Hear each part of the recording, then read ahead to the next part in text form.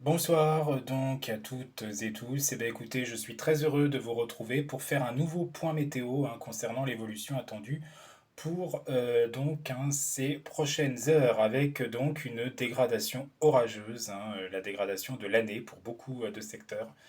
D'ailleurs, attendue en partir de demain soir et jusqu'à jeudi soir en fait, nuit de jeudi à vendredi. Clairement, ça va balayer une grande partie du pays.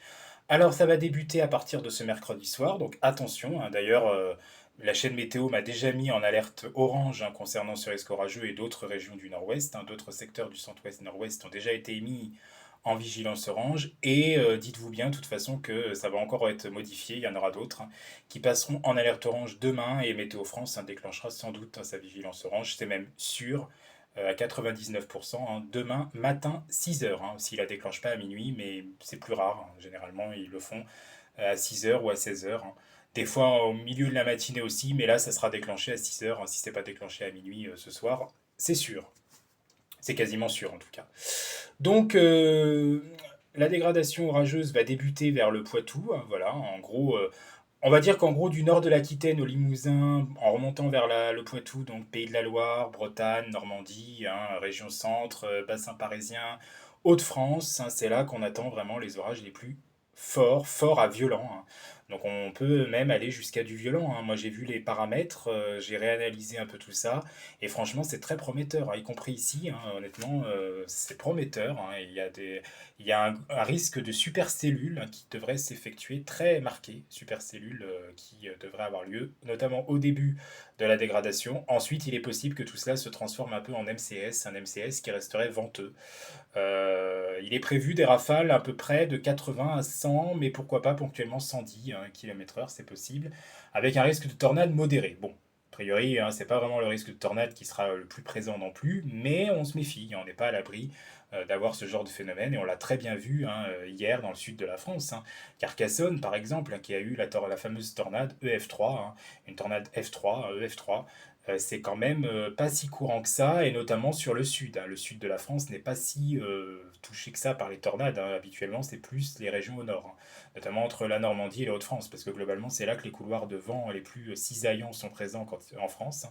Et là, il y a quand même eu cette tornade, en plus une tornade de rare intensité, donc c'est encore plus exceptionnel dans la ville de Carcassonne, notamment le sud de la ville. Donc voilà. En tout cas, il y a un risque de grêle qui apparaît aussi assez important sur la Sarthe, comme sur beaucoup de secteurs entre le centre-ouest et le nord-ouest. On est sur de la grêle qui pourrait être entre 4, 5, voire ponctuellement 6 cm. Les sommets nuageux sont extrêmement élevés en plus. J'ai consulté ça aussi. Les sommets nuageux paraissent assez importants, assez propices à la grêle. Donc c'est quand même pas rien. On n'est pas sur une petite dégradation du tout. On est vraiment sur une dégradation de l'année, c'est bien ce que je dis, sur une grande partie du pays. Et pour la Sarthe, on est même sur un gros temps de jeu. Voilà. Parce que ça fait quand même depuis 2022 qu'on connaît plus ce style de dégradation ici. Donc franchement, s'il y avait de la supercellule, ça ferait vraiment beaucoup de bien, et même un MCS. Parce que ce style de situation, ce style de dégradation, on n'en a plus quasiment depuis 2022. Donc voilà, il y a des secteurs qui en ont eu beaucoup plus et qui ont été beaucoup plus gâtés ces dernières années. Donc vraiment, ça serait bien de pouvoir se rattraper quand même. Donc voilà, au niveau des cumuls de pluie, on sera à peu près entre 30 et 50, 30 à 40 litres d'eau au mètre carré, localement 50. Bon, c'est quand même pas anodin, il y aura sans doute quelques inondations aussi, et puis l'activité électrique qui sera assez marquée. Ensuite, tout cela va aller vers l'Île-de-France. Donc les débuts de la dégradation en fait devraient commencer vers 18-19 heures. Ça va commencer par le Poitou, ça va gagner ensuite petit à petit le centre, les Pays de la Loire, et ça va ensuite remonter vers la Normandie, puis plus tard dans la nuit. Et dans la nuit, oui, ça va gagner l'Île-de-France et surtout les Hauts-de-France aussi. Ça va remonter en direction des Hauts-de-France également plus tard dans la nuit. Le lendemain, eh ben, ça ne sera pas fini, parce que le lendemain, il y aura une autre dégradation. Alors, petite pause en matinée, qui sera très provisoire, mais l'après-midi, d'autres nouveaux orages vont naître d'Occitanie et vont remonter en direction du centre-est et du nord-est de la France, avec là aussi des phénomènes violents qui seront potentiellement à redouter. Donc là, contrairement à ce qui se passera demain dans le centre-ouest et le nord-ouest, le risque de tornade réapparaît plus élevé dans le centre-est pour la journée de jeudi. également. Donc demain, on va dire qu'on sera peut-être autour des 30% hein, de probabilité sur le nord-ouest et le centre-ouest, mais jeudi, on pourrait être autour, selon moi, de ma probabilité personnelle de 50%. Voilà, c'est juste pour vous dire hein, que un petit peu la différence hein, dans le pourcentage. Et donc on aura des vents très marqués, on aura de fortes pluies, activité électrique, grêlons géants, hein, ça repart à nouveau, en dégradation, mais sur un axe plus classique, hein, du sud-ouest au nord-est et au centre-est du pays. À l'arrière, il y aura peut-être encore des orages, mais qui perdront un peu quand même en intensité par rapport à ce qu'on aura eu demain soir et surtout dans la nuit de mercredi à jeudi. C'est-à-dire qu'au vu d'avoir des orages violents ou forts, parce que certaines villes seront peut-être dans le fort, donc ils auront du modéré, ainsi de suite, hein. D'autres seront dans du violent, bah, ils auront du fort peut-être le lendemain, si ça repasse par chez eux ou si c'est pas loin de chez eux. Enfin, vous m'aurez compris, il y aura une petite baisse de l'intensité, mais on reste quand même méfiant, hein. Ça ne veut pas dire qu'il n'y aura plus du tout de cellules à l'arrière, mais tout cela se décalera plutôt vers l'est et le sud pour la journée de jeudi. Il y a un doute pour la Méditerranée. Il y a certains modèles qui voient quand même quelques cellules, mais a priori dans le sud-est, hein, franchement, vous serez quand même beaucoup plus épargné que ce que vous avez été hier. Vous ne semblez pas être concerné tout simplement parce que la branche de jet est de sud-sud-ouest et elle redresse ce Talweg plutôt sur les régions de l'ouest et du nord et du centre-est, hein, au nord-est. En fait, ça évite hein, la Méditerranée hein, qui est sous influence, qui redevient un petit peu plus, entre guillemets, anticyclonique. Un jet qui va souffler fort. On aura d'ailleurs un jet qui semble souffler à 160 km/h, hein, au moins. 260 km/h, je crois, un truc comme ça.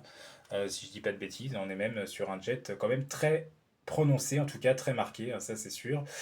Donc voilà, on est quand même sur du lourd, hein. De toute façon, c'est ce qu'il faut se dire, on est sur quelque chose de très lourd. Pour vendredi, on aura peut-être encore quelques averses orageuses, mais là on parlera plus d'averses orageuses, parce qu'on sera sur des averses, on sera sur des orages faibles à modérés, hein, ça redeviendra beaucoup plus classique sur un grand quart nord-nord-ouest alors qu'au contraire, on aura une amélioration sur l'est et le sud. En fait, les températures auront baissé vendredi hein, et l'air frais aura fini par pousser le pays. Parce que demain, on aura un afflux d'air plus chaud, temporaire, en attendant le Talweg hein, qui va très vite arriver par la Bretagne, par la façade atlantique en fait. Et donc à l'avant, on aura temporairement de l'air chaud, ça va faire pousser l'air chaud et les températures vont peut-être avoisiner 38, 39, pourquoi pas même la barre symbolique des 40 degrés, notamment sur la Corse. Vraiment, il fera très chaud sur la Corse, hein, en marge de ce qui se passe sur l'Italie hein, et la Sardaigne, et même sur l'Afrique du Nord. En ce moment, d'ailleurs, là-bas, on connaît une véritable canicule, et on est à des températures de 45, voire plus.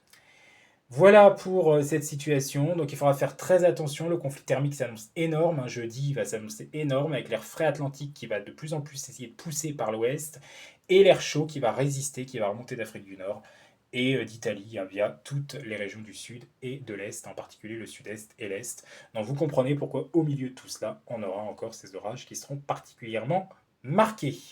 Attention donc à la viticulture, on est en période de vendange, ça pourrait être très dangereux aux toitures des maisons, aux toits des voitures aussi, etc. hein, parce que ça risque d'être très important comme grêle, on risque d'être sur de la grêle géante.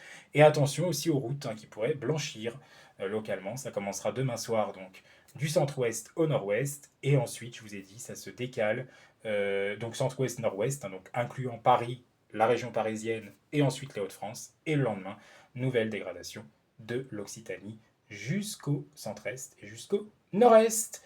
Sur ce, on en a fini avec ce point. Passez une excellente soirée. Je vous dis à bientôt. Prenez soin de vous et soyez très prudents. Merci.